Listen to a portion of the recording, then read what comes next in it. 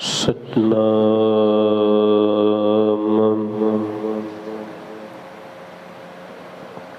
धन वाहिगुरु साहिब जी।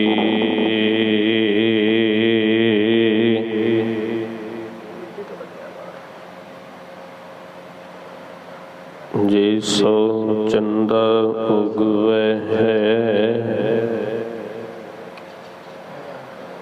सूरज चढ़ है हजार।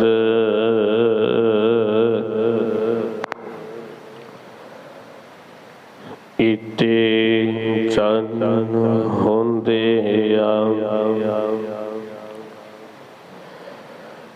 गुर बिन घोर अंधार।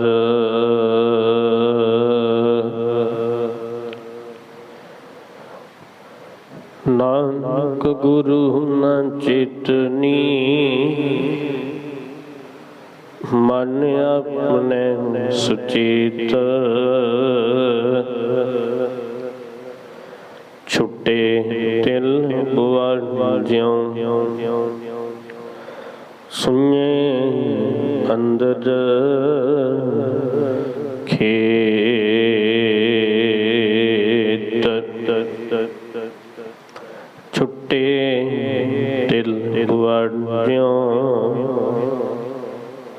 सुने अंदर खेत।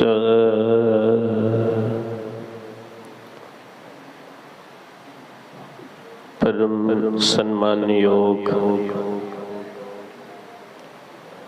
चबर छत्र तख्त दे मालिक सतगुरु श्री गुरु ग्रंथ साहिब सच्चे पातशाह जी की पावन पवित्र हजूरी अंदर सतगुरु मेरी पीरी दे पातशाह गुरु हरगोबिंद साहिब जी के प्रकाश पुरब के संबंध विच रखे गए रात्रि दे लड़ीवार समागमां विच आप जी हाजरी भर रहे हो। गुरबाणी कीर्तन दे राही आप समूह साध संगत जी ने अपने हिरदियां नूं इकाग्र कीता है। सतगुरु गुरु हरगोबिंद साहिब सच्चे पातशाह जी दी जो जीवन लड़ी आपां कल रोज आरंभ कीती सी, अज दूसरे दिनां दे समागम विच जिथों आपां कल समाप्ति कीती सी, उत्थों ही सतगुरु साहिब जी दे जीवन दी आपां अज आरंभता करनी है। सतगुरु जी कृपालता करन पावन गुरमत गुरबाणी इतिहासिक विचार सतगुरु जी आप तरस करके करवा लैन। आओ सतगुरु गुरसंगत जी आप जी बख्शो असीस करो कृपालता। बुलाओ फतेह। वाहिगुरु जी का खालसा वाहिगुरु जी की फतेह। धन सतगुरु श्री गुरु हरगोबिंद साहिब सच्चे पातशाह महाराज समर्थ सतगुरु जिन्हां दे परथाए बचन वड जोधा बहु परोपकारी भाई गुरदास साहिब जी ने वरते। गुरु हरगोबिंद साहिब सच्चे पातशाह जी दे जीवन दी आपां इत्थे समाप्ति कीती सी कि महाराज जी दा प्रकाश होया ते उस वक्त सतगुरु साहिब सच्चे पातशाह महाराज जी का शब्द उच्चारण होया सी, परमेश्वर दिता बन्ना दुख रोग का डेरा पन्ना।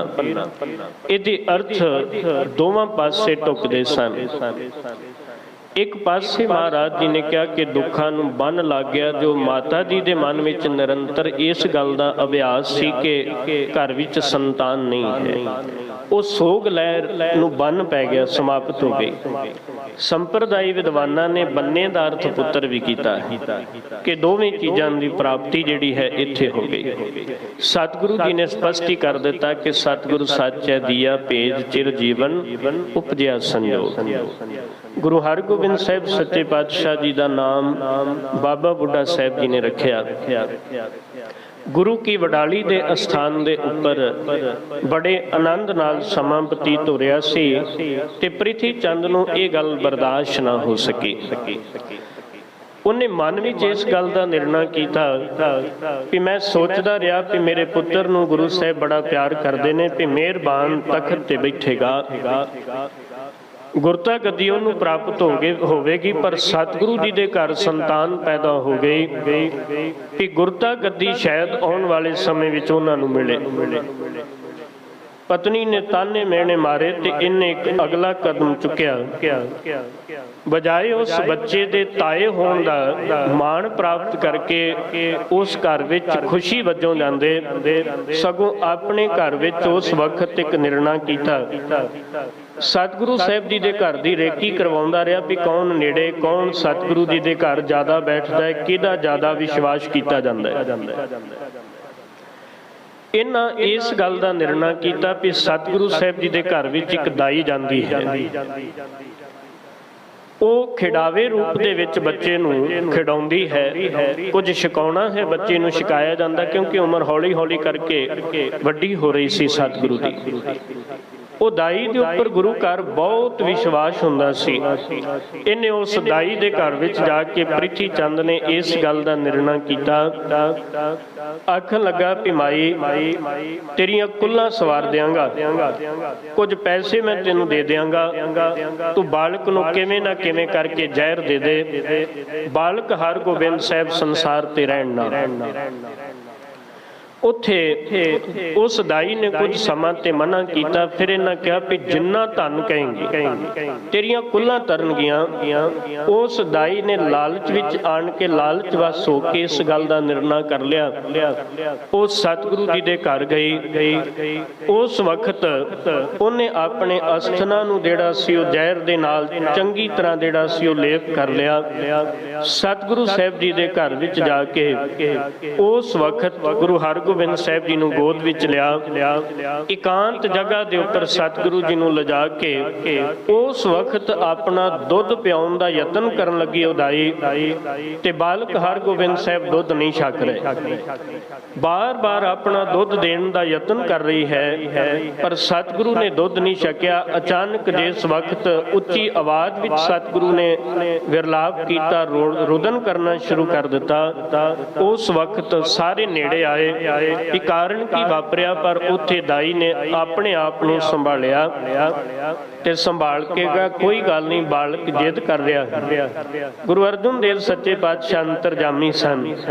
ਬਾਲਕ ਨੂੰ ਆਪਣੀ ਗੋਦ ਵਿੱਚ ਲਿਆ, ਸਾਰਾ ਕੁਝ ਸਮਝ ਗਏ। ਕੁਝ ਪਲਾਂ ਦੀ ਖੇਡ ਸੀ। ਉਹ ਦਾਈ ਦੇ ਸਰੀਰ ਦੇ ਅੰਦਰ ਇਹੋ ਜਿਹਾ ਜ਼ਹਿਰ ਫੈਲਣਾ ਸ਼ੁਰੂ ਹੋਇਆ, ਸਕਿਨ ਦੇ ਰਾਹੀਂ ਸਾਰਾ ਦਾ ਸਾਰਾ ਜ਼ਹਿਰ ਅੰਦਰ ਪ੍ਰਵੇਸ਼ ਕਰਨ ਲੱਗਾ ਤੇ ਤੁਰੰਤ ਹੌਲੀ ਹੌਲੀ ਕਰਕੇ ਉਹਦਾ ਸਰੀਰ ਉਖਿਆਈ ਵਿੱਚ ਆਉਣ ਲੱਗਾ।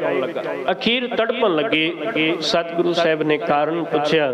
ਉਹਨੇ ਹੱਥ ਜੋੜ ਕੇ ਬੇਨਤੀ ਕੀਤੀ, ਸੱਚੇ ਪਾਤਸ਼ਾਹ ਤੁਹਾਡੇ ਭਰਾਤਾ ਪ੍ਰਿਥੀ ਚੰਦ ਨੇ ਤੁਹਾਡੇ ਬਾਲਕ ਨੂੰ ਜ਼ਹਿਰ ਦੇਣ ਵਾਸਤੇ ਆਖਿਆ ਸੀ ਤੇ ਮੈਂ ਆਪਣੀ ਛਾਤੀ ਉੱਪਰ ਜ਼ਹਿਰ ਮਲ ਕੇ ਲੇਪ ਕਰਕੇ ਆਈ ਸਾਂ। ਬਾਲਕ ਹਰਗੋਬਿੰਦ ਸਾਹਿਬ ਜੀ ਨੇ ਦੁੱਧ ਨਹੀਂ ਛਕਿਆ, ਉਹ ਜ਼ਹਿਰ ਮੈਨੂੰ ਚੜ੍ਹਨਾ ਸ਼ੁਰੂ ਹੋ ਗਿਆ।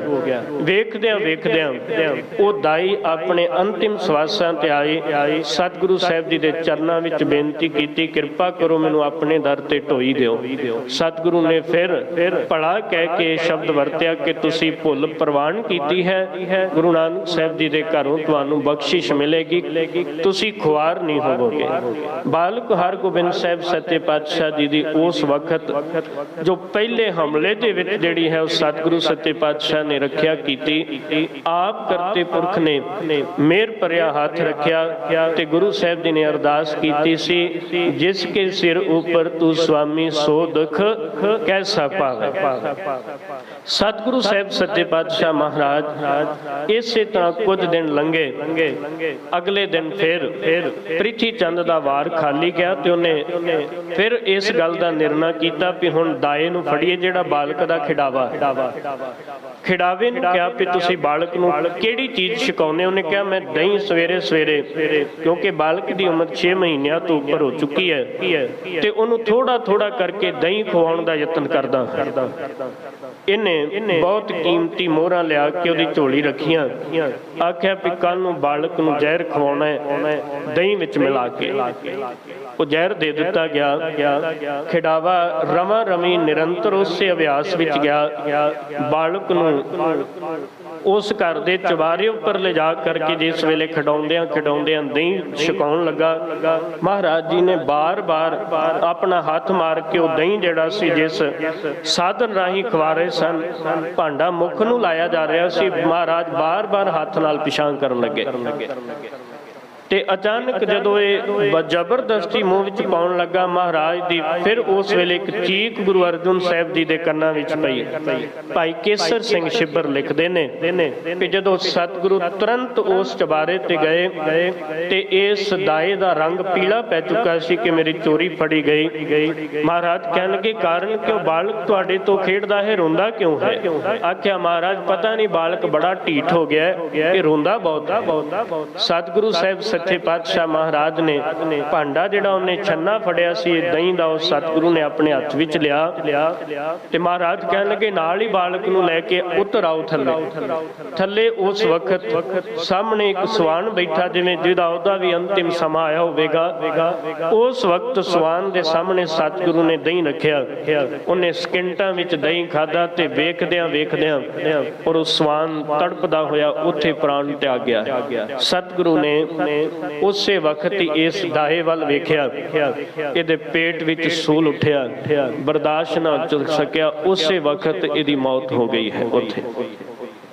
ਸਤਿਗੁਰੂ ਨੇ ਅਗਲਾ ਸ਼ਬਦ ਉਚਾਰਨ ਕੀਤਾ, ਗੁਰਸਿੱਖਾਂ ਕਿਹਾ ਮਹਾਰਾਜ ਬਾਲਕ ਦਾ ਬਚਾਅ ਕਰਨਾ ਚਾਹੀਦਾ ਹੈ। ਸਤਿਗੁਰੂ ਕਹਿਣ ਲੱਗੇ ਔਖੀ ਘੜੀ ਨਾ ਦੇਖਣ ਦੇਈ, ਆਪਣਾ ਬਿਰਦ ਸੰਭਾਲੇ ਹੱਥ ਦੇ ਰਾਖੇ, ਆਪਣੇ ਕੋ ਸਾਸ ਪ੍ਰਤਪਾਲੇ। ਪ੍ਰਭ ਸਿਉ ਲਾਗ ਰਹਿਓ ਮੇਰਾ ਚੀਤ, ਆਦ ਅੰਤ ਪ੍ਰਭ ਸਦਾ ਸਹਾਈ, ਧਨ ਹਮਾਰਾ ਮੀਤ। ਸ਼ਬਦ ਉਚਾਰਨ ਕੀਤਾ ਪਾਤਸ਼ਾਹ ਨੇ। ਕੁਝ ਦਿਨ ਫਿਰ ਲੰਘੇ ਤੇ ਇਹਨੇ ਸਪੇਰਾ ਇੱਕ ਕਾਬੂ ਕੀਤਾ ਤੇ ਇਹ ਕਿਹਾ ਕਿ ਬਾਲਕ ਹਰਗੋਬਿੰਦ ਸਾਹਿਬ ਦੇ ਕਮਰੇ ਦੇ ਵਿੱਚ ਉਸ ਸੱਪ ਨੂੰ ਛੱਡ ਦਿੱਤਾ ਜਾਏ। ਪਰ ਉਹ ਵੀ ਕੌਤਕ ਵਰਤਿਆ ਕਿ ਸਤਿਗੁਰੂ ਸਾਹਿਬ ਜੀ ਦੇ ਪਰਥਾਏ ਗਿਆਨੀ ਗਿਆਨ ਸਿੰਘ ਲਿਖਦੇ ਨੇ ਤਵਾਰੀਖ ਗੁਰੂ ਖਾਲਸਾ ਵਿੱਚ ਕਿ ਸਤਿਗੁਰੂ ਸਾਹਿਬ ਜੀ ਦੇ ਕਮਰੇ ਵਿੱਚ ਸੱਪ ਛੱਡਿਆ ਗਿਆ। ਮਹਾਰਾਜ ਧੌਣ ਤੋਂ ਫੜ ਕੇ ਉਸ ਸੱਪ ਨਾਲ ਖੇਡਦੇ ਪਏ।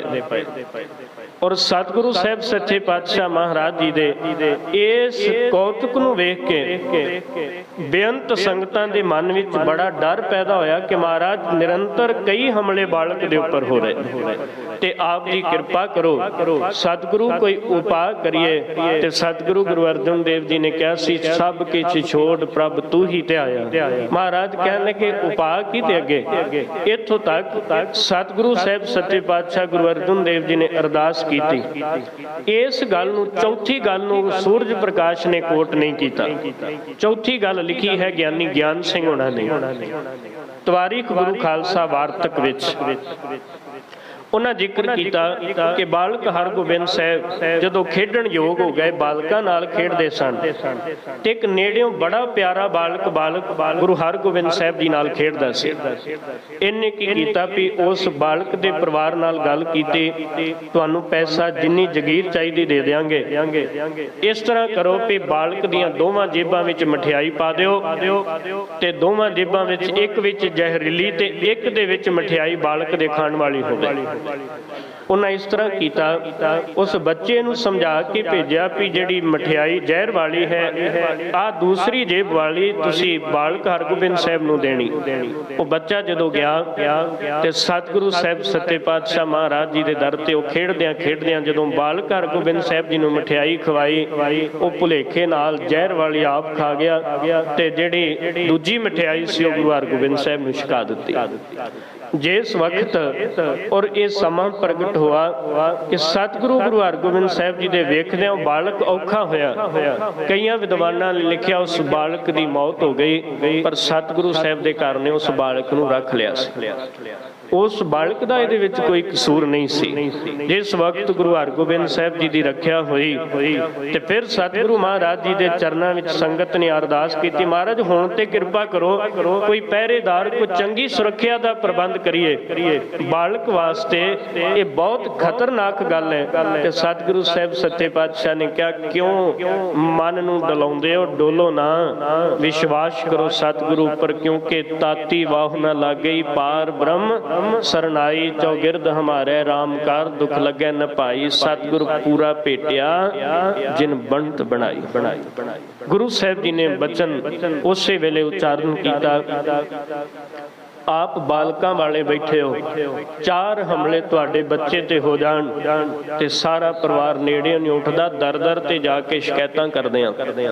पर धन गुरु हरगोबिंद साहब सच्चे पातशाह, धन गुरु अर्जन देव महाराज, इन्ना विश्वास।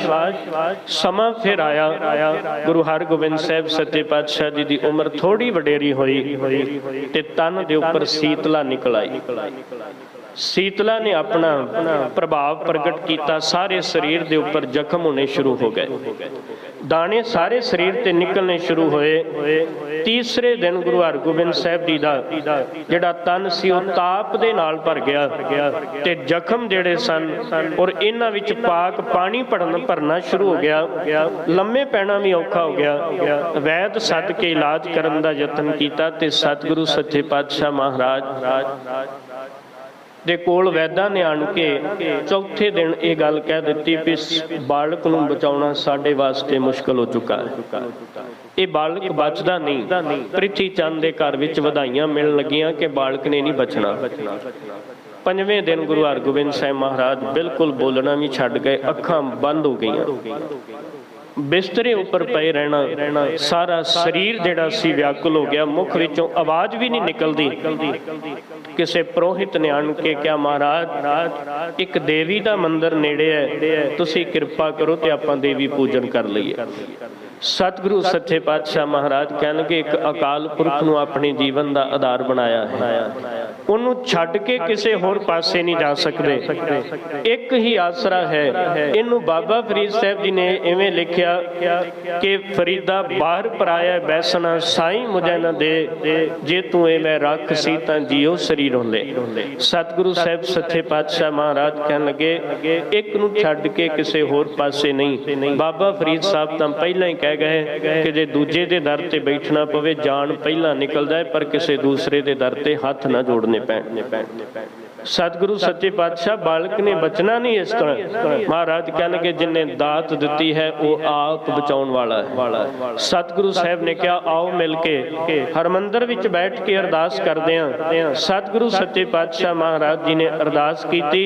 गुरु नानक साहब जी का शब्द पढ़िया, जे को मुश्किल अत बने, ढोई होए ना दे, लागू होए दुश्मना, साथ पे भज खले, सबो भजै आसरा चूकै सब असराओ, चित आवे उस पार ब्रह्म लगे ना तत्ती वाह। इथों तक सतगुरु सच्चे पातशाह महाराज जी ने त्रुट के भेज के अंदरों अरदास की ते इस गल का निर्णय करके आखन लगे कि मैं होर थाओ नहीं, जिस पै करूं बेनंती, मेरा दुख सुख तुझ ही पास। ये अरदास करन दी देर अज 5वें दिन अरदास की, 6वें दिन महाराज जी दियां अखां खुल गईयां, 7वें दिन रोग नूं मोड़ा पै गया, 8वें दिन उठ के बैठन लग पे, 9वें दिन सतगुरु का शरीर 9/9 होया, सतगुरु 10वें दिन बिल्कुल राजी हो गए ते श्री गुरु अर्जन देव सच्चे पातशाह ने हरमंदर साहब के स्थान वाल मुख करके फिर एक शब्द उच्चारण किया सी। सच्चे पातशाह महाराज बचन करते ने, कहते ने, शीतला ते राख्या बिहारी, पार ब्रह्म प्रभ कृपा तारी। अगला शब्द उच्चारण किया, मेरा सतगुर रखवाला हुआ, तार कृपा प्रभ हाथ दे रखिया, हर गोबिंद नमः नरुआ। धन सतगुरु श्री गुरु हरगोबिंद साहब सच्चे पातशाह का तन बिल्कुल नमः नरुआ हो गया। सतगुरु गुरु हरगोबिंद साहब महाराज ਉਮਰ ਜਿਹੜੀ ਸੀ ਸਤਿਗੁਰੂ ਜੀ ਦੀ ਵਡੇਰੀ ਹੋਈ ਤੇ ਇੱਕ ਅਸਥਾਨ ਬਾਰੇ ਮੈਂ ਜ਼ਰੂਰ ਬੇਨਤੀ ਕਰਾਂ। ਅੱਜ ਵੀ ਸੰਗਤ ਬਹੁਤ ਉਸ ਅਸਥਾਨ ਉੱਪਰ ਜਾ ਕੇ ਨਮਸਕਾਰ ਕਰਦੀ ਹੈ। ਦੇਖੋ ਸਾਡੇ ਘਰ ਵਿੱਚ ਕੋਈ ਸੰਤਾਨ ਪੈਦਾ ਹੋਵੇ ਨਾ ਤੇ ਅਰਦਾਸਾਂ ਅਸੀਂ ਗੁਰੂ ਅੱਗੇ ਕਰਦੇ ਹਾਂ, ਪਰ ਜਿੱਦਣ ਬਖਸ਼ਿਸ਼ ਹੋ ਜਾਏ ਉਦਣ ਗੁਰੂ ਦੇ ਦਰ ਤੋਂ ਪਹਿਲਾਂ ਔਰ ਸਾਡਾ ਨਸ਼ਿਆਂ ਦੀਆਂ ਦੁਕਾਨਾਂ ਵਾਲੇ ਪਾਸੇ ਪਹਿਲਾਂ ਹੀ ਬੁਕਿੰਗ ਚੱਲ ਪੈਂਦੀ ਵੀ ਇੰਨੀਆਂ ਪੇਟੀਆਂ ਇੰਨਾ ਕੁਝ ਸਾਡੇ ਵਾਸਤੇ ਰੱਖ ਦੇ। ਸਾਡਾ ਸੁਭਾਅ ਬਦਲ ਜਾਂਦਾ ਹੈ ਇੱਥੋਂ ਤੱਕ ਕਿ ਸਾਡਾ ਪਹਿਲਾਂ ਅਰਦਾਸਾਂ ਦੀ ਲੜੀ ਗੁਰੂ ਘਰ ਵਿੱਚ ਬੜੇ ਪ੍ਰੇਮ ਨਾਲ ਚੱਲਦੀ ਹੈ। ਜਿੱਦਣ ਸੰਤਾਨ ਮਿਲਦਾ ਹੈ ਉਦਣ ਸਾਡਾ ਸੁਭਾਅ ਬਦਲ ਜਾਂਦਾ ਹੈ। ਉਦਣ ਤੇ ਆਪਾਂ ਇਸ ਗੱਲ ਦਾ ਪ੍ਰੇਮ ਮਨ ਵਿੱਚ ਬਿਲਕੁਲ ਛੱਡ ਦਿੰਦੇ ਹਾਂ। ਉਦਣ ਕੋਈ ਇਹ ਵੀ ਕਹੇ ਨਾ ਵੀ ਸ਼ੁਕਰਾਨੇ 'ਚ ਅਖੰਡ ਪਾਠ ਸਾਹਿਬ ਕਰਾ ਲਿਓ, ਨਹੀਂ ਇੰਨੀ ਸੇਵਾ ਨਹੀਂ ਹੋ ਸਕਦੀ, ਸੁਖਮਨੀ ਸਾਹਿਬ ਕਰਾਉਣਾ ਕੱਲੇ ਬਾਬਾ ਜੀ ਆਣ ਕੇ ਕਰਕੇ ਚਲੇ ਜਾਣ, ਆਪਾਂ ਕਿਸੇ ਨੂੰ ਸੱਦਣਾ ਨਹੀਂ। ਤੇ ਜਦੋਂ ਸ਼ੁਕਰਾਨੇ ਵਿੱਚ ਸੰਗਤ ਤੇ ਪ੍ਰਸ਼ਾਦੇ ਦਾ ਪ੍ਰਬੰਧ ਵੀ ਨਹੀਂ ਹੁੰਦਾ ਤੇ ਜੇ ਕਿਤੇ ਔਰ ਸਮਾਂ ਵੀ ਦੋਸਤ ਮਿੱਤਰ ਚਾਰ ਕਹਿ ਦੇਣ ਵੀ ਤੇਰੇ ਕੋਲ ਕਿਹੜਾ ਕੁਛ ਹੈ ਨਹੀਂ ਤੇ ਉਸੇ ਵਕਤ ਹੀ ਔਰ ਦੋਸਤ ਮਿੱਤਰ ਚੁੱਕ ਕੇ ਨਸ਼ਾ ਘਰ ਵਿੱਚ ਹੀ ਵਰਤਾਉਣਾ ਸ਼ੁਰੂ ਕਰ ਦਿੰਦੇ ਹਨ। ਪਰ ਗੁਰੂ ਹਰਗੋਬਿੰਦ ਸਾਹਿਬ ਜੀ ਦਾ ਜਿੱਦਣ ਪ੍ਰਕਾਸ਼ ਹੋਇਆ ਨਾ ਤੇ ਸਤਿਗੁਰੂ ਸਾਹਿਬ ਜੀ ਨੇ ਉਸੇ ਵਕਤ ਹੀ ਅੰਮ੍ਰਿਤਸਰ ਦੀ ਧਰਤੀ ਦੇ ਨੇੜੇ ਇੱਕ ਛੇਹਰਟਾ ਭਾਵ ਕਿ ਛੇਹਾਟਾ ਸਾਹਿਬ ਦਾ ਨਾਮ ਦਾ ਸਥਾਨ ਵਸਾਇਆ। ਉੱਥੇ ਛੇਹਰਟਾਂ ਵਾਲਾ ਲਗਾਤਾਰ ਛੇਹਰਟਾਂ ਚੱਲਦੀਆਂ ਸਨ ਔਰ ਛੇਹਰਟਾਂ ਵਾਲਾ ਖੂਹ ਜਿਹੜਾ ਸੀ ਤਿਆਰ ਕਰਵਾਇਆ ਤਾਂ ਕਿ ਇੱਥੇ ਊਚ ਨੀਚ ਵੈਰ ਵਿਰੋਧ ਵਾਲੀ ਭਾਵਨਾ ਖਤਮ ਹੋਵੇ। ਜਿਹੜਾ ਵੀ ਇੱਥੇ ਲੋੜਵੰਦ ਆਏ ਇਸ਼ਨਾਨ ਵਾਸਤੇ ਜਲ, ਘਰ ਵਿੱਚ ਵਰਤਨ ਵਾਸਤੇ ਜਲ, ਪੀਣ ਵਾਸਤੇ ਜਲ ਦਾ ਪ੍ਰਬੰਧ ਹੋ ਸਕੇ। ਸਤਿਗੁਰੂ ਮਹਾਰਾਜ ਜੀ ਨੇ ਉੱਥੇ ਬੇਅੰਤ ਬੂਟੇ ਵੀ ਲਵਾਏ ਤੇ ਅੱਜ ਵੀ ਸੰਗਤ ਜਿਨ੍ਹਾਂ ਦਾ ਕਿਤੇ ਸਤਿਗੁਰੂ ਸਾਹਿਬ ਸੱਚੇ ਪਾਤਸ਼ਾਹ ਨਾਲ ਪਿਆਰ ਬਣਦਾ ਹੈ ਤੇ ਕਿਤੇ ਕਰਤੇ ਪੁਰਖ ਦੇ ਹੁਕਮ ਨਾਲ ਕਿਤੇ ਸੰਤਾਨ ਨਹੀਂ ਹੁੰਦੀ ਜਾਂ ਸਮਾਂ ਲੰਘ ਜਾਂਦਾ ਹੈ ਤੇ ਸਤਿਗੁਰੂ ਦੇ ਉਸ ਸਥਾਨ ਤੇ ਜਾ ਕੇ ਵੀ ਸਿੱਖ ਅਰਦਾਸ ਕਰਦਾ ਤੇ ਮਹਾਰਾਜ ਝੋਲੀ ਭਰ ਦਿੰਦੇ। ਅੱਜ ਵੀ ਉੱਥੇ ਪ੍ਰੇਮ ਭਾਵਨਾ ਨਾਲ ਉਸ ਅਸਥਾਨ ਦੇ ਉੱਪਰ ਸ਼ੁਕਰ ਕਰਕੇ ਸੰਗਤ ਨਤਮਸਤਕ ਹੁੰਦੀ ਹੈ। ਅੱਜ ਰੁਝਾਨ ਤੇ ਚੱਲਿਆ ਕਿ ਅੱਜ ਕਈ ਸੋਸ਼ਲ ਮੀਡੀਆ ਤੇ ਵੇਖੀਦਾ ਵੀ ਆਪਣੇ ਬੱਚਿਆਂ ਦਾ ਜਨਮ ਦਿਨ ਕੋ 5 ਬੂਟੇ ਕੋ 7 ਬੂਟੇ ਲਾ ਕੇ ਮਨਾ ਰਿਹਾ ਕਿ ਸਤਿਗੁਰੂ ਸਾਹਿਬ ਸੱਚੇ ਪਾਤਸ਼ਾਹ ਦੀ ਇਸ ਕੁਦਰਤ ਨੂੰ ਬਰਕਰਾਰ ਰੱਖਣ ਵਾਸਤੇ। ਫਿਰ ਵਿਸ਼ੇ ਤੇ ਆਵਾਂ। ਸਤਿਗੁਰੂ ਗੁਰੂ ਅਰਜਨ ਦੇਵ ਮਹਾਰਾਜ ਨੇ ਸ਼ੁਕਰ ਕੀਤਾ ਤੇ ਬਾਲਕ ਦੀ ਉਮਰ ਜਿਹੜੀ ਸੀ ਉਹ ਵਡੇਰੀ ਹੋਈ। ਹੁਣ ਬਾਬਾ ਮਹਾਦੇਵ ਜੀ ਨੂੰ ਕੋਲ ਸੱਦਿਆ। ਗੁਰੂ ਹਰਗੋਬਿੰਦ ਸਾਹਿਬ ਕਹਿਣ ਲੱਗੇ ਬਾਬਾ ਮਹਾਦੇਵ ਜੀ ਨੂੰ ਤੁਸੀਂ ਮੇਰੇ ਵੱਡੇ ਭਰਾਤਾ ਹੋ, ਦੱਸੋ ਬਾਲਕ ਦੀ ਵਿਦਵਤਾ ਦਾ ਪ੍ਰਬੰਧ ਕੌਣ ਕਰੇਗਾ। ਹੁਣ ਇੱਥੇ ਬਖਸ਼ਿਸ਼ ਵੇਖਿਓ। ਬਾਬਾ ਮਹਾਦੇਵ ਕਹਿਣ ਲੱਗੇ ਵੀ ਗੁਰੂ ਅਰਜਨ ਦੇਵ ਸੱਚੇ ਪਾਤਸ਼ਾਹ ਵੀ ਆਪਣੇ ਘਰ ਵਿੱਚ ਤਾਂ ਵਿਦਵਤਾ ਦੇਣ ਵਿੱਚ ਸਮਰੱਥ ਤੇ ਉਹੀ ਨੇ ਜਿਨ੍ਹਾਂ ਨੇ ਇਸ ਬਾਲਕ ਦੇ ਆਉਣ ਦਾ ਬਚਨ ਕੀਤਾ ਸੀ। ਕਹਿਣ ਲੱਗੇ ਬਾਬਾ ਬੁੱਢਾ ਸਾਹਿਬ ਤੇ ਹੁਣ ਗੁਰੂ ਹਰਗੋਬਿੰਦ ਸਾਹਿਬ ਜੀ ਦੇ ਪ੍ਰਥਾਏ ਗੁਰੂ ਅਰਜਨ ਦੇਵ ਜੀ ਨੇ ਕਿਹਾ, ਕਹਿਣ ਲੱਗੇ ਮੇਰਾ ਵੀ ਮਨ ਪਹਿਲਾਂ ਇਸੇ ਤਰ੍ਹਾਂ ਹੀ ਕਰਦਾ ਸੀ ਪਰ ਮੈਂ ਤੁਹਾਡੇ ਤੋਂ ਆਗਿਆ ਲੈਣੀ ਸੀ, ਤੁਸੀਂ ਵੱਡੇ ਭਰਾਤਾ, ਦੱਸੋ ਵਿਦਵਤਾ ਦਾ ਪ੍ਰਬੰਧ ਕਿਹਦੇ ਤੋਂ ਕਰੀਏ। ਆਖਣ ਲੱਗੇ ਬਾਬਾ ਬੁੱਢਾ ਸਾਹਿਬ ਜੀ ਨੂੰ ਵਿਦਵਤਾ ਦਾ ਪ੍ਰਬੰਧ ਸੌਂਪੀਏ। ਬਾਬਾ ਜੀ ਨੂੰ ਫਿਰ ਸੰਗਤ ਭੇਜ ਕੇ ਪਾਲਕੀ ਸਾਹਿਬ ਭੇਜ ਕੇ ਸੱਦਿਆ ਗਿਆ। ਜਿਸ ਵਕਤ ਅੰਮ੍ਰਿਤਸਰ ਦੀ ਧਰਤੀ ਤੇ ਆਏ ਨਾ ਤੇ ਉਸ ਦਿਨ ਬੜੇ ਪ੍ਰੇਮ ਨਾਲ ਆਣ ਕੇ ਪਾਲਕੀ ਸਾਹਿਬ ਤੋਂ ਪਹਿਲਾਂ ਹੀ ਉਤਰ ਗਏ। ਅੰਮ੍ਰਿਤਸਰ ਦੇ ਜਿਸ ਵੇਲੇ ਜੂ ਵਿੱਚ ਪ੍ਰਵੇਸ਼ ਕੀਤੇ ਉੱਥੇ ਉਤਰ ਗਏ, ਜੋੜਾ ਉਤਾਰ ਦਿੱਤਾ। ਆਖਿਆ ਵੀ ਉਹ ਅਸਥਾਨ ਤੇ ਪਾਲਕੀਆਂ ਤੇ ਚੜ ਕੇ ਨਹੀਂ ਡੰਡੌਤ ਕਰਕੇ ਜਾਈਦਾ। ਬੜੇ ਪਿਆਰ ਨਾਲ ਉੱਥੇ ਪਹੁੰਚੇ।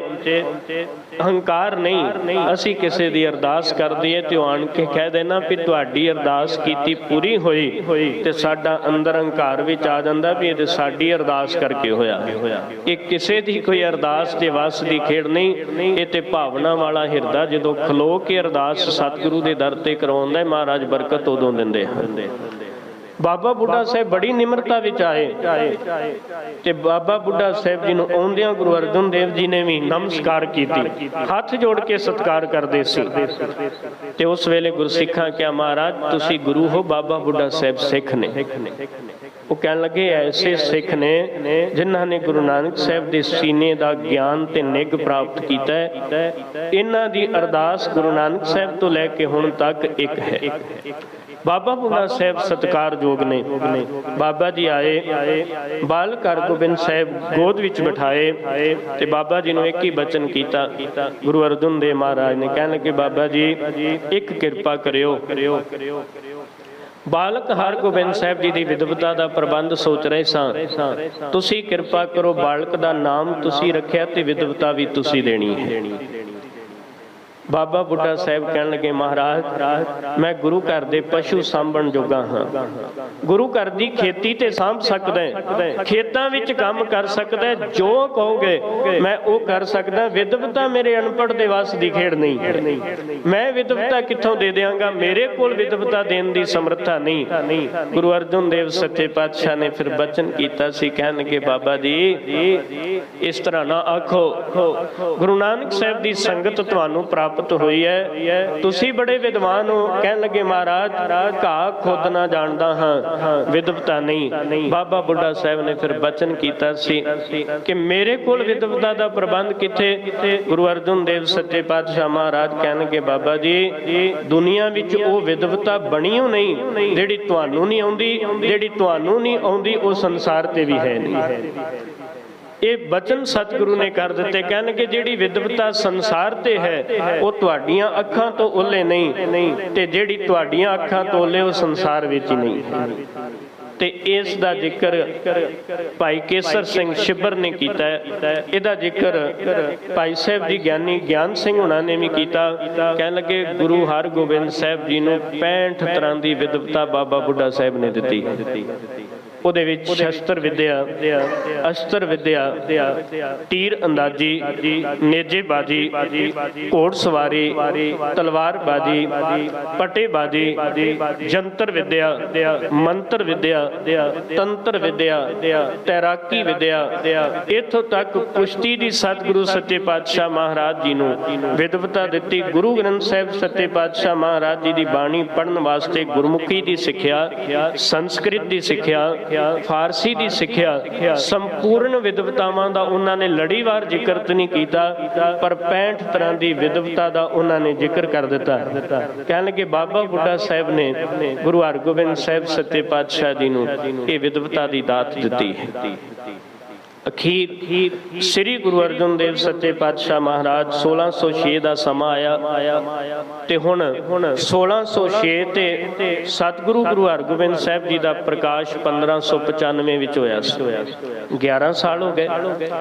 11 साल तो थोड़ी जी उपर उम्र बनती है ते 11 साल की उम्र विच गुरु हरगोबिंद साहब सच्चे पातशाह महाराज ने ते गुरु अर्जन देव जी की गिरफ्तारी का हुक्म हो चुका है कि उन्होंने लाहौर गिरफ्तार करके ले जाया जाए। हुण अगे समा आ गया सी, गुरु हरगोबिंद साहब जी दी और गुरता गद्दी की रस्म करनी सी। महाराज ने हुण परख की, गुरु हरगोबिंद साहब की 12 साल की उम्र, 12 साल का बच्चा किन्ना कुछ सिक्ख्या लै सकता, किन्नी को विधवता प्राप्त कर सकता है। गुरु अर्जन देव सच्चे पातशाह कोल बाबा बुढ़ा साहब ने 2 दिन पहले ही गल की सी। कहन लगे, महाराज ये बालक उम्र विच ते छोटा है पर दील डौल विच बड़ा बलवान, क्योंकि सारे गुरु साहिबानां दे नालों गुरु हरगोबिंद साहब दा कद, महाराज दा जुस्सा, शरीर बलवान सी। सतगुरु गुरु हरगोबिंद साहब सच्चे पातशाह महाराज जी की परख करने वास्ते महाराज ने मन बना लिया। बाबा बुढ़ा साहब कहन लगे कि सतगुरु बालक हर एक काम विच परपक्क है, तीर अंदाजी बड़ी सोहनी कर लेंदे ने, एक घोड़ सवारी बड़ी वधिया करदे ने, तलवारबाजी बड़ी वधिया, नेजा बहुत वधिया चलाउंदे। सतगुरु कहन लगे, ठीक है। जिदन महाराज ने रवाना होना सी अमृतसर की धरती तो गुरु हरगोबिंद साहब जी नूं कोल सद लिया। महाराज कहन लगे, बाबा बुढ़ा साहब कह रहे सन, तुसी विद्वान हो गए हो, विधवता बड़ी तुहाडे अंदर शस्त्र अस्त्र विद्या। वैसे शस्त्र ते अस्त्र विच नमो शस्त्र पाने, नमो अस्त्र माने आपां शब्द पढ़दे हां ना। शस्त्र ते अस्त्र विच की अंतर है, इसदा भी आप जी दे सन्मुख बेनती करदे हां। शस्त्र वो हुंदा जिहड़ा पकड़ के चलाया जाए, अस्त्र वो हुंदा जिहड़ा पकड़ के भी चलाया जा सकदा ते और सुट के भी चलाया जा सकदा। चक्कर जिहड़ा आपां सीस ते लाउने हो, चक्कर शस्त्र भी है ते अस्त्र भी है। नेजा शस्त्र भी है और अस्त्र भी है। गोला वो असल विच ਔਰ ਉਹ ਅਸਤਰ ਦੇ ਰੂਪ ਦੇ ਵਿੱਚ ਵਰਤਿਆ ਜਾਂਦਾ ਹੈ, ਜਿਹਨੂੰ ਸੁੱਟ ਕੇ ਚਲਾਇਆ ਜਾ ਸਕੇ।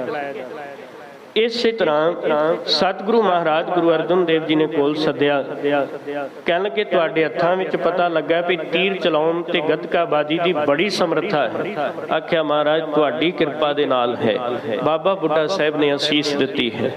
ਸਤਿਗੁਰੂ ਕਹਿਣ ਲੱਗੇ ਅਸੀਂ ਚਲੇ ਜਾਣਾ ਹੈ, ਸ਼ਹਾਦਤ ਦੇਣੀ ਹੈ, ਪਰ ਉਸ ਤੋਂ ਪਹਿਲਾਂ ਅਸੀਂ ਤੁਹਾਡੇ ਤੋਂ ਕੁਝ ਮੰਗਣਾ ਚਾਹੁੰਦੇ ਹਾਂ। ਚਰਨਾਂ 'ਚ ਬੈਠ ਕੇ ਕਹਿਣ ਲੱਗੇ ਮਹਾਰਾਜ ਮੈਂ ਕਿੱਥੋਂ ਦੇਣ ਜੋਗਾ, ਅਰਦਾਸਾਂ ਕਰਕੇ ਤੇ ਮੈਂ ਤੁਹਾਡੇ ਤੋਂ ਸਾਰਾ ਕੁਝ ਲਿਆ, ਮੈਂ ਕਿੱਥੋਂ ਦੇਣ ਜੋਗਾ। ਗੁਰੂ ਹਰਗੋਬਿੰਦ ਸਾਹਿਬ ਸੱਚੇ ਪਾਤਸ਼ਾਹ ਮਹਾਰਾਜ ਜੀ ਨੂੰ ਗੁਰੂ ਅਰਜਨ ਦੇਵ ਜੀ ਨੇ ਮੋਢਿਆਂ ਤੋਂ ਫੜ ਕੇ ਉਤਾਂਹ ਚੁੱਕ ਕੇ ਕਹਿਣ ਲੱਗੇ ਪੁੱਤਰ ਜੀ ਸਾਨੂੰ ਤੁਹਾਡੇ ਸੱਜੇ ਹੱਥ ਦਾ ਅੰਗੂਠਾ ਚਾਹੀਦਾ ਹੈ, ਇਹ ਦੇ ਦਿਓ। ਅਸੀਂ ਨਿਸ਼ਾਨੀ ਵਜੋਂ ਨਾਲ ਲੈ ਕੇ ਜਾਣਾ ਹੈ। ਸਤਿਗੁਰੂ ਸਾਹਿਬ ਸੱਚੇ ਪਾਤਸ਼ਾਹ ਗੁਰੂ ਹਰਗੋਬਿੰਦ ਸਾਹਿਬ ਨੇ ਦੋਵੇਂ ਹੱਥ ਜੋੜੇ, ਕਹਿਣ ਲੱਗੇ ਸੱਚੇ ਪਾਤਸ਼ਾਹ ਜਿਵੇਂ ਤੁਹਾਡਾ ਹੁਕਮ। ਪੱਥਰ ਦੇ ਉੱਪਰ ਆਪਣਾ ਅੰਗੂਠਾ ਰੱਖਿਆ, ਕਮਰ ਕੱਸੇ ਵਿੱਚੋਂ ਖੰਜਰ ਕੱਢ ਕੇ ਜਿਉਂ ਅੰਗੂਠੇ ਤੇ ਵਾਰ ਕਰਨ ਲੱਗੇ ਗੁਰੂ ਅਰਜਨ ਦੇਵ ਜੀ ਨੇ ਅੰਗੂਠਾ ਫੜ, ਉਸੇ ਵੇਲੇ ਹੱਥ ਫੜ ਲਿਆ। ਹੱਥ ਫੜ ਕੇ ਕਹਿਣ ਲੱਗੇ ਬੇਟਾ ਤੁਹਾਨੂੰ ਇਸ ਗੱਲ ਦੀ ਚਿੰਤਾ ਨਹੀਂ, ਇੰਨੇ ਸਾਲ ਲਾ ਕੇ ਤੁਸੀਂ ਤੀਰ ਅੰਦਾਜ਼ੀ ਸਿੱਖੀ, ਅੰਗੂਠਾ ਨਾ ਹੋਵੇ ਤੇ ਤੀਰ ਕਿੱਥੋਂ ਚਲਾਓਗੇ, ਇੰਨੀ ਤਾਕਤ ਕਿੱਥੋਂ ਆਏਗੀ, ਦੋ ਉਂਗਲੀਆਂ ਨਾਲ ਇੰਨੀ ਤਾਕਤ ਨਹੀਂ ਆ ਸਕਦੀ। ਕਿਰਪਾਨ ਕਿਵੇਂ ਫੜੋਗੇ, ਘੋੜ ਸਵਾਰੀ ਦੇ ਕਰਨ ਸਮੇਂ ਲਗਾਮ ਕਿਵੇਂ ਫੜੋਗੇ, ਤੁਸੀਂ ਨੇਜਾ ਚਲਾਉਣ ਲੱਗਿਆ ਨੇਜਾ ਪਕੜੋਗੇ ਕਿਵੇਂ, ਮਜ਼ਬੂਤੀ ਨਹੀਂ ਬਣੇਗੀ। ਤੁਸੀਂ ਇੱਕ ਵਾਰ ਨਹੀਂ ਸੋਚਿਆ। ਗੁਰੂ ਹਰਗੋਬਿੰਦ ਸਾਹਿਬ ਸੱਚੇ ਪਾਤਸ਼ਾਹ ਕਹਿਣ ਲੱਗੇ ਮਹਾਰਾਜ ਇਹ ਤੇ ਹੈ ਹੀ ਅੰਗੂਠਾ, ਜੇ ਜਾਣ ਲੱਗੇ ਤੁਸੀਂ ਇਹ ਵੀ ਕਹਿੰਦੇ ਵੀ ਬੇਟਾ ਤੇਰੇ ਤਨ ਦਾ ਬੰਦ ਤੇ ਟੁਕੜਾ ਟੁਕੜਾ ਸਾਨੂੰ ਚਾਹੀਦਾ ਹੈ। ਮਹਾਰਾਜ ਮੈਂ ਉਹ ਵੀ ਵਾਰਨ ਲੱਗਿਆ, ਤੁਹਾਡੇ ਤੋਂ ਪ੍ਰਵਾਹ ਨਾ ਕਰਦਾ, ਮੈਨੂੰ ਤਾਂ ਵੀ ਪ੍ਰਵਾਹ ਨਹੀਂ ਹੈ। ਸਤਿਗੁਰੂ ਸਾਹਿਬ ਸੱਚੇ ਪਾਤਸ਼ਾਹ ਨੇ ਅਸੀਸ ਦਿੱਤੀ, 5 ਪੈਸੇ ਨਾਰੀਅਲ ਬਾਬਾ ਬੁੱਢਾ ਸਾਹਿਬ ਜੀ ਨੂੰ ਦੇ ਕੇ ਕਿਹਾ ਜਿੱਦਣ ਸਾਡੀ ਸ਼ਹਾਦਤ ਦੀ ਖਬਰ ਆਏ ਉਸੇ ਦਿਨ ਗੁਰੂ ਹਰਗੋਬਿੰਦ ਸਾਹਿਬ ਜੀ ਨੂੰ ਗੁਰਤਾ ਗੱਦੀ ਤੇ ਤਖਤ ਤੇ ਬਿਠਾ ਦਿਓ। ਗੁਰਤਾ ਗੱਦੀ ਦੇ ਉੱਪਰ ਬੈਠ ਜਾਣ ਤੇ ਜਾਣ ਲੱਗੇ ਬਚਨ ਕਰ ਗਏ ਪੁੱਤਰਾ ਹੁਣ ਕੇਵਲ ਸ਼ਬਦ ਗੁਰਬਾਣੀ ਦਾ ਪ੍ਰਚਾਰ ਨਹੀਂ, ਸ਼ਸਤਰ ਵਿਦਿਆ ਦਾ ਅਭਿਆਸ ਗੁਰੂ ਘਰ ਦੇ ਵਿੱਚ ਚੱਲਣਾ ਚਾਹੀਦਾ ਹੈ।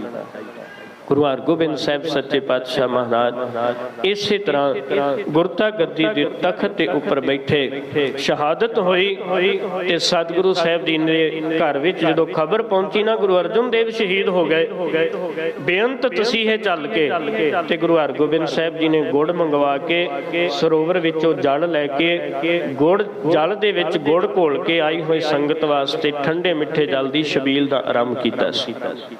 ਔਰ ਉਸ ਵਕਤ ਇਹ ਛਬੀਲ ਦੀ ਪਰੰਪਰਾ ਜਿਹੜੀ ਹੈ ਔਰ ਉਹ ਚੱਲ ਰਹੀ ਹੈ।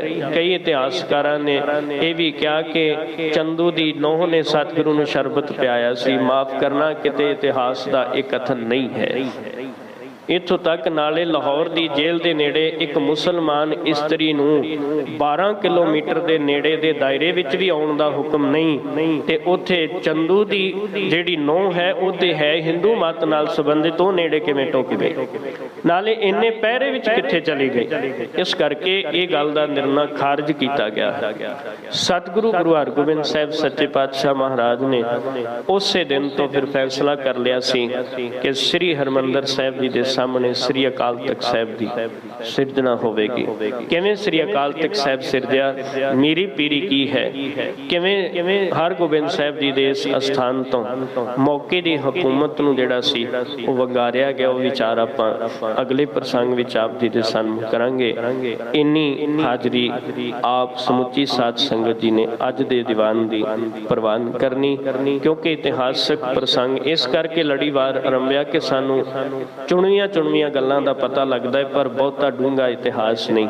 ਸਤਿਗੁਰੂ ਕਿਰਪਾ ਕਰਨ, ਇੰਨੀ ਹਾਜ਼ਰੀ ਪ੍ਰਵਾਨ ਕਰਨੀ ਆਈ ਹੋਈ ਸੰਗਤ ਜੀ ਦਾ ਬੇਅੰਤ ਧੰਨਵਾਦ, ਕੋਟਾਨ ਕੋਟ ਸ਼ੁਕਰਾਨਾ। ਆਪ ਜੀ ਆਪਣੇ ਕੰਮਾਂ ਕਾਰਾਂ ਨੂੰ ਸੰਕੋਚਦਿਆਂ ਹੋਇਆਂ ਸਤਿਗੁਰੂ ਦੇ ਸਥਾਨਾਂ ਤੇ ਆਇਓ।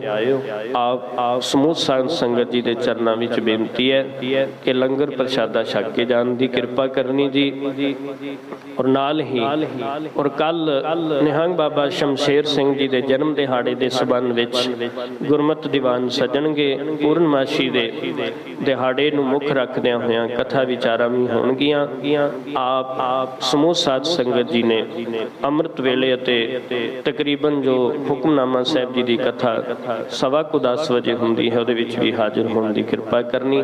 ਕੱਲ ਸ਼ਾਮ ਨੂੰ ਫਿਰ ਇਸੇ ਲੜੀ ਤਹਿਤ ਆਪਾਂ ਪ੍ਰਸੰਗ ਅੱਗੇ ਤੋਰਨ ਦਾ ਯਤਨ ਕਰਾਂਗੇ। ਨਾਲ ਬੇਨਤੀ ਹੈ ਕਿ ਪਰਸੋਂ ਮਿਤੀ 15 ਤਰੀਕ ਨੂੰ ਜੋ ਗੁਰਮਤਿ ਸਮਾਗਮ ਕਰਵਾਇਆ ਜਾ ਰਿਹਾ ਹੈ, ਸੱਚਖੰਡ ਸ੍ਰੀ ਹਰਿਮੰਦਰ ਸਾਹਿਬ ਜੀ ਤੋਂ ਰਾਗੀ ਜਥੇ ਸਿੰਘ ਸਾਹਿਬ ਗਿਆਨੀ ਅਮਰਜੀਤ ਸਿੰਘ ਜੀ ਸੱਚਖੰਡ ਸ੍ਰੀ ਦਰਬਾਰ ਸਾਹਿਬ ਤੇ ਢਾਡੀ ਜਥੇ ਹਾਜ਼ਰੀਆਂ ਭਰਨਗੇ ਤੇ ਨਾਲ ਹੀ ਪੁਰਾਤਨ ਮਰਿਆਦਾ ਦੇ ਅਨੁਸਾਰ ਸਤਿਗੁਰੂ ਜੀ ਦੇ ਚਲਾਏ ਗਏ ਉਸ ਅਸਥਾਨਾਂ ਦੀ ਜਿਵੇਂ ਮਰਿਆਦਾ ਚੱਲ ਰਹੀ ਹੈ ਕਿ ਮਿੱਸੇ ਪ੍ਰਸ਼ਾਦਿਆਂ ਦਾ ਲੰਗਰ, ਲੱਸੀ ਦਾ ਲੰਗਰ ਤੇ ਲੰਗਰ ਵਿੱਚ ਗੰਢਾ ਪ੍ਰਸ਼ਾਦ ਨਾਲ ਵਰਤਾਇਆ ਜਾਏਗਾ। ਬੇਨਤੀ ਹੈ ਕਿ ਚੰਗਾ ਹੋਵੇਗਾ ਕਿ ਆਪ ਸੰਗਤ ਵੀ ਆਪਣੇ ਘਰ ਵਿੱਚੋਂ ਜਿੰਨਾ ਵੀ ਸਰਦਾ ਹੋਵੇ 5-5, 7-7, 10-10 ਪ੍ਰਸ਼ਾਦੇ ਜਿੰਨੇ ਚੱਲਣ, ਆਪ ਘਰਾਂ ਵਿੱਚੋਂ ਵੀ ਲੱਸੀ ਲੈ ਕੇ ਆਓ ਔਰ ਪ੍ਰਸ਼ਾਦੇ ਗੁਰੂ ਘਰ ਲੈ ਕੇ ਪਹੁੰਚਣੇ। ਨਾਲ ਬੇਨਤੀ ਹੈ ਕਿ ਜਿਹੜੀ ਬਰਫ਼ ਦਾ ਪ੍ਰਬੰਧ ਹੈ ਉਹ ਵੀ ਆਪ ਜੀ ਨੇ ਘਰਾਂ ਵਿੱਚੋਂ ਹੀ ਕਰਕੇ ਲਿਆਉਣ ਦੀ ਕਿਰਪਾਲਤਾ ਕਰਨੀ। ਸੁਚਮਤਾ ਸਹਿਤ ਜਿਹੜਾ ਹੈ ਉਹ ਆਪ ਜੀ ਨੇ ਔਰ ਘਰਾਂ ਦੇ ਵਿੱਚ ਇਹ ਪ੍ਰਬੰਧ ਕਰਨਾ ਹੈ। ਆਪ ਸਮੂਹ ਸਾਧ ਸੰਗਤ ਜੀ ਦਾ ਕੋਟ ਧੰਨਵਾਦ। ਭੁੱਲ ਚੁੱਕ ਦੀ ਖਿਮਾ ਬਖਸ਼ੋ, ਅਸੀਸ ਬੁਲਾਓ ਫਤਿਹ। ਵਾਹਿਗੁਰੂ ਜੀ ਕਾ ਖਾਲਸਾ, ਵਾਹਿਗੁਰੂ ਜੀ ਕੀ ਫਤਿਹ। ਤੁਧ ਆਗੇ